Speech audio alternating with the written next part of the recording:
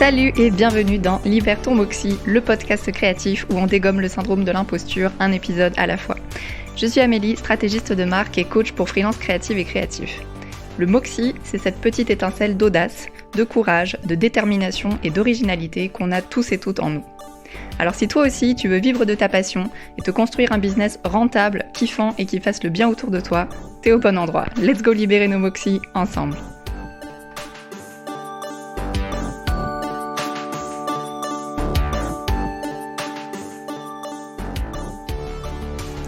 Aujourd'hui, on va parler de la préoccupation numéro 1 de la plupart des freelances, comment trouver des missions.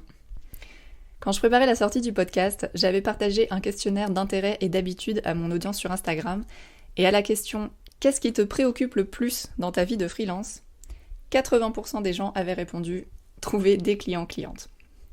Bon, c'est normal, hein, on a tous et toutes envie de vivre de nos activités et d'éviter de devoir manger des macaronis tous les jours de la semaine. Du coup, quand j'échange avec des collègues ou lors des coachings que je fais, la préoccupation revient souvent. Je n'arrive pas à trouver assez de clients-clientes. J'arrive pas à me démarquer sur mon marché, etc. Depuis que je me suis lancée, j'ai expérimenté différentes stratégies pour trouver des missions, et certaines étaient plus efficaces que d'autres. J'ai passé les 4 premiers mois à vraiment galérer et à attendre qu'on vienne me trouver en fait sur les plateformes de type Malte ou Crème de la Crème. Après, j'ai compris que c'était bien plus efficace si j'étais proactive dans la démarche. Donc dans cet épisode, je vais te partager 3 des stratégies qui ont le mieux marché pour moi, et pour toutes les personnes avec qui j'échange au quotidien d'ailleurs. Ce ne sont pas des recettes magiques, donc si aujourd'hui tu galères vraiment à trouver des missions, je peux pas te garantir que ça va marcher, parce que ça va dépendre de toi, mais je pense très sincèrement que ces 3 techniques peuvent vraiment t'aider, parce qu'elles ont aidé 99% des gens, moi y compris, à qui j'ai pu parler. La stratégie numéro 1, ça va être de clarifier ton positionnement, au moins un petit peu. Je suis convaincue que quand on se lance, c'est pas crucial d'avoir un positionnement ultra précis. Pourquoi ? Parce que déjà, c'est super dur de définir ce qu'on veut vraiment faire sur un marché donné avant d'avoir expérimenté un petit peu le dit marché. Personnellement, j'ai commencé en étant designer UI/UX, puis brand designer, et enfin je me suis spécialisée en stratégie de marque et maintenant en coaching pour les freelances créatives et créatifs. Donc c'est ok si tu n'arrives pas tout de suite à te positionner très précisément, c'est pas le but. En revanche, je suis aussi vraiment convaincue que pour sortir du lot sur un marché saturé, comme l'est celui du graphisme ou du web design, etc., il faut clarifier un peu ton positionnement, un minimum. Il y a quelques semaines, j'ai reçu un message sur Instagram d'une graphiste débutante qui me demandait comment j'avais trouvé mes premières missions. Ça faisait, je pense, 3 mois qu'elle était lancée, et jusque-là, elle n'avait pas beaucoup de résultats. Et du coup, la première chose que je lui ai dite, après avoir regardé un peu son profil, c'est de dire « graphiste, je suis graphiste ». C'est cool, mais c'est pas suffisant, en fait. Pour illustrer le propos, j'aime bien prendre l'exemple de Nike, parce qu'on connaît tous et toutes la marque, et que c'est assez fascinant comment les choses ont démarré. Quand Philip Knight, le fondateur de Nike, décide de se lancer dans la fabrication de chaussures en 1964, il n'arrive pas sur le marché en disant « je vends des chaussures, elles sont trop cool » et en essayant de fabriquer le plus de paires de chaussures possible pour convenir à tout le monde. S'il avait fait ça, Nike n'aurait probablement jamais vu le jour.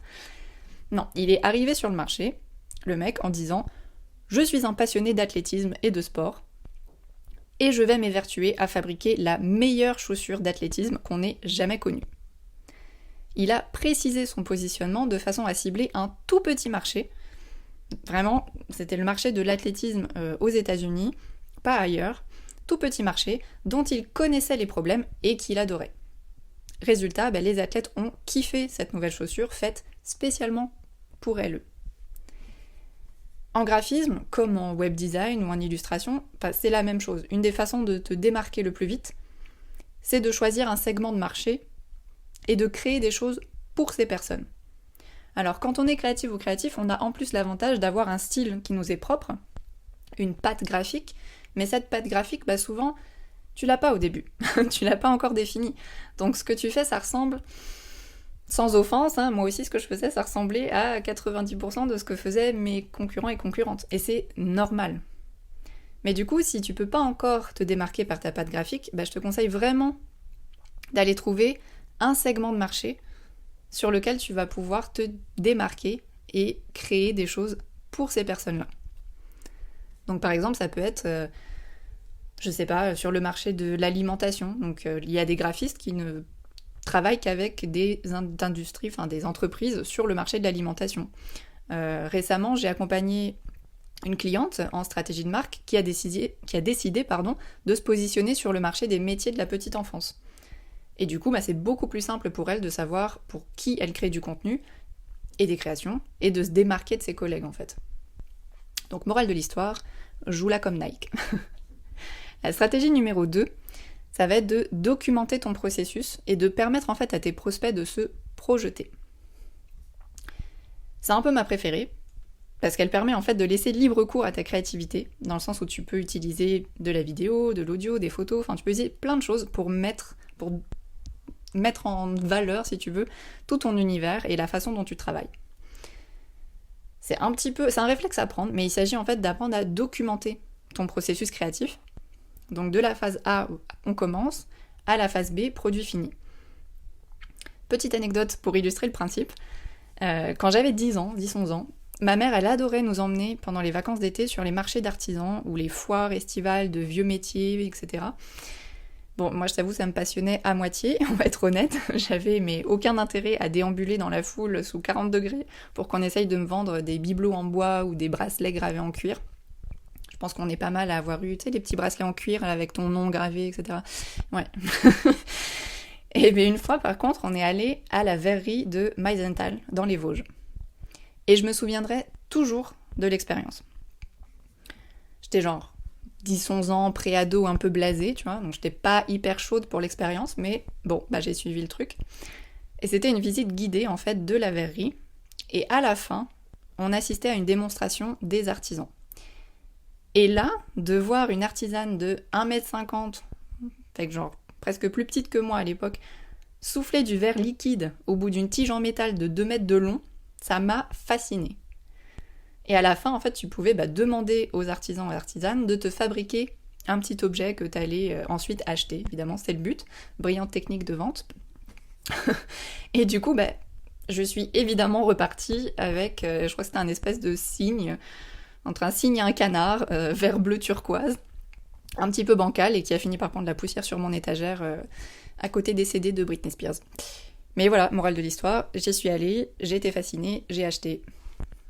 Et c'est la même chose à retenir en fait pour tes propres prospects. On veut voir l'envers du décor, ok ? On veut se projeter, on veut comprendre comment c'est fait. Et si c'est le cas et qu'on trouve ça intéressant, on passe beaucoup plus facilement à l'achat. C'est la même chose en fait. Imagine si tu dois trouver, je sais pas, prenons l'exemple, on va rester sur le graphisme. Imagine tu dois trouver un graphiste pour réaliser la brochure de ta boutique. Tu vas regarder un petit peu ce qui se passe, tu tombes sur 3 profils où les sites web c'est juste des portfolios où on te balance plein de créations. Et le 4e, tu vas avoir des études de cas, où la personne te présente un petit peu, voilà, avec telle personne on a fait ça, on est parti de ceci, en fonction des défis, on a choisi cette approche, voilà comment ça s'est passé. Tout de suite t'es projeté dans le truc, ça donne beaucoup plus envie.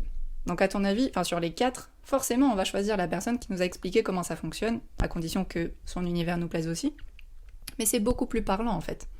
Donc vraiment, au lieu de faire un site de type portfolio, où tu vas simplement montrer toutes tes créations finies, concentrer en fait l'attention sur toi, tu vois.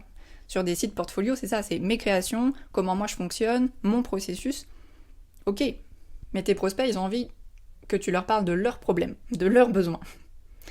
Donc inverse le truc et crée plutôt des pages qu'on appelle ça des case studies en anglais, des études de cas, où tu vas pouvoir montrer à ton prospect, voilà comment ça va fonctionner si on travaille ensemble, j'ai compris ton besoin, j'ai compris ton problème.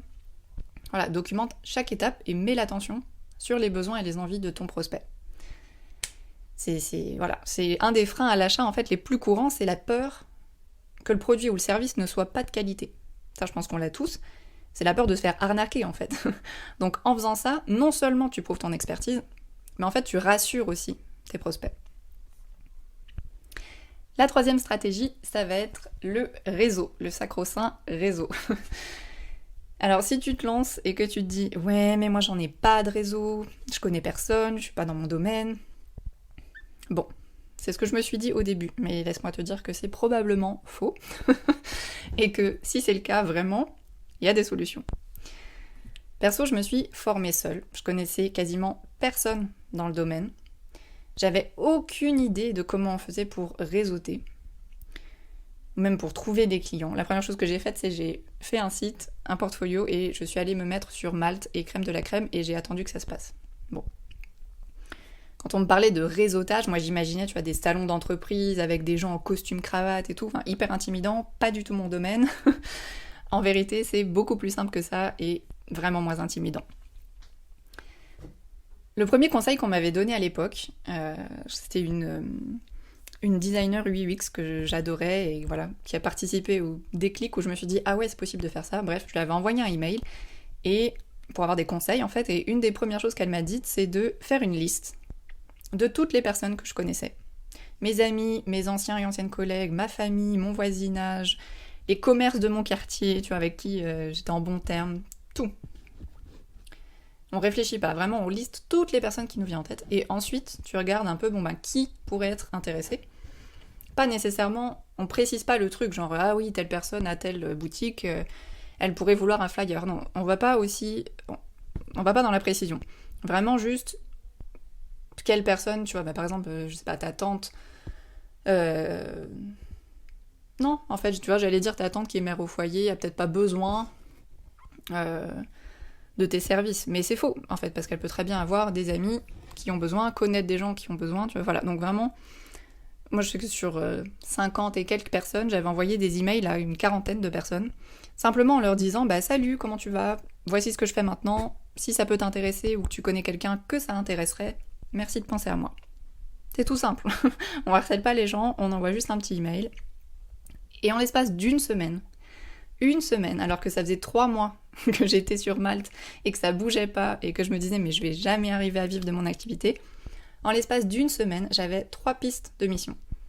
2 amis pour lesquels j'ai finalement travaillé et l'université pour laquelle je bossais avant en tant que bibliothécaire qui avait le projet de peut-être refaire son identité visuelle dans les mois à venir, etc. Bon, finalement le truc s'est pas fait, mais j'ai quand même bossé pour mes amis, pour 2 amis, donc j'ai eu 2 missions payées.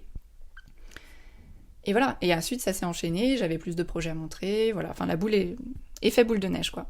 Donc si tu veux qu'on sache ce que tu fais, il faut le dire le plus souvent possible et au plus de monde possible. C'est pas hyper agréable, mais il y a que comme ça en fait que ça va marcher. Tout le monde est occupé. Tout le monde est occupé et c'est humain d'être préoccupé par ses propres problèmes. C'est-à-dire que si tu postes juste sur Facebook ou sur Instagram et voilà je me lance, on va voir le post, on va dire ah c'est cool, je like, un petit message, félicitations, mais on va oublier. Alors que si tu envoies un email et que tu demandes à la personne de te garder en tête ou voilà d'aller te référer à quelqu'un qu'elle pense pouvoir être intéressée, là c'est différent. Tu engages la personne dans le processus de façon douce, on n'est pas là pour harceler les gens, mais la personne va vraiment se sentir beaucoup plus en confiance, beaucoup plus impliquée dans le processus, si tu veux, que si elle voit juste passer un post sur Facebook parmi les 20 autres qu'elle voit passer en scrollant. Voilà. La stratégie bonus, ça va être d'aller rejoindre ta communauté, en fait, dans les groupes où elle est, déjà, en fait. C'est ce qu'on appelle la technique de la pêche à la ligne. Alors le principe, il est un peu moins violent que d'aller hameçonner des pauvres petits poissons. Le but, c'est simplement d'aller lancer une bouteille à la mer dans des groupes, par exemple, où il y a des personnes potentiellement intéressées par tes services. C'est ce que je suis moi-même en train de faire, en fait, actuellement, pour faire connaître ma nouvelle offre de coaching. Donc ce que j'ai fait, c'est que j'ai repéré des groupes sur Facebook de freelance en graphisme, en illustration, en web design, parce que voilà, en l'occurrence, c'est ma cible. Et donc tu repères des groupes sur Facebook, parce que Facebook est un peu mort, mais pour les groupes, c'est encore très cool, où il y a des gens qui correspondent à ta cible, et tu vas simplement participer à quelques conversations, engager le truc, et ensuite tu peux écrire, pas tout de suite, tu vois, mais genre quelques jours après, tu peux écrire un petit message pour décrire ton offre et proposer tes services. Voilà. On n'est pas là pour harceler les gens, on va pas les spammer de messages, donc c'est vraiment en mode respectueux, low-key, voilà, tu plantes une petite graine dans l'espoir de récolter dans les semaines et mois à venir des fruits, voilà. C'est des choses, en fait, réseauter, je sais pas, ça peut être beaucoup plus facile que ce qu'on pense. C'est simplement apprendre à parler de ce qu'on fait, ce qui n'est pas toujours facile au début. Mais même si t'es de nature un peu introvertie, maintenant avec Internet, il y a plein de façons de le faire par écrit. T'as pas à aller à des salons d'entreprise ou à des vernissages, etc. Tu peux le faire par écrit en utilisant les réseaux sociaux qui sont des outils hyper puissants pour ça. Et en mode vraiment, le but c'est je parle de ce que je fais comme si j'en parlais à mes potes. On va pas spammer les gens, on va pas faire les techniques de vendeurs et vendeuses de tapis. Ça c'est fini, ça marche plus, ça saoule, on ne veut plus en voir. Mais vraiment, dire bon voilà, je suis là, salut, j'aime ce que tu fais, salut, je pense que tu pourrais t'intéresser. Genre, on engage la conversation. C'est aussi simple que ça. Si actuellement t'as du mal à faire décoller ta marque, j'espère que voilà, ces 3 stratégies pourront t'aider à trouver tes premières missions et à pouvoir kiffer. Si actuellement tu lances ta marque et que c'est un peu le brouillard encore pour mettre tout ça en place entre la stratégie, le branding, la communication, je t'invite à aller rejoindre le Moxie Workshop, qui est un atelier interactif en 5 étapes que j'ai créé sur Notion et qui est totalement offert. Le but, c'est vraiment de te permettre de construire ta marque sereinement avec une méthode solide et prouvée, peu importe le budget. Si tu as une question à laquelle tu aimerais que je réponde, j'ai mis un lien dans les notes de cet épisode vers mon canal SpeakPipe. En cliquant, tu vas en fait pouvoir me laisser un message vocal pour me poser ta question et être mentionné dans un prochain épisode Foire aux questions, donc les cafés Moxie, que je mets en place une fois par mois. Si tu as trouvé cet épisode utile, ça serait aussi sympa d'aller me laisser des petites étoiles ou des commentaires sur la plateforme de ton choix, ça aide vraiment le référencement du podcast. En attendant, je te souhaite une très belle semaine, pleine d'audace et de Moxie. À bientôt.